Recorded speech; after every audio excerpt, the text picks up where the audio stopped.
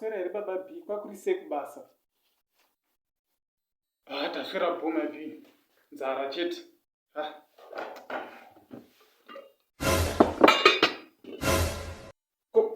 Kwaona kubika?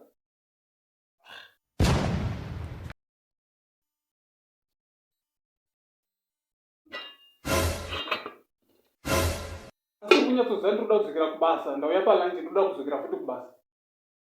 Waregere kubika? Ndiri kumboverenga bhaibheri. Bhaibheri chii chacho? Ndozvandakakurorera izvezvi zvokuti unoswera wakangoti pweshe kugara panapa uchitadza kundibikira. Wadi kutanga waita zvekubika wozoita zvebhaibheri rako. Ndizvo zvamungapopotera izvozvo baba B. Iyo ivhesi ipi yauri kumboverenga iyoyo inotaura kuti musabikira varume venyu? Ivhesi ipi iyoyo? Ndiri kutsvaka vhesi inotaura kuti ndepapi Evha paaibikira Adhamu nekumuwachira. Ndiro vhesi yandiri kutsvaka mubhaibheri.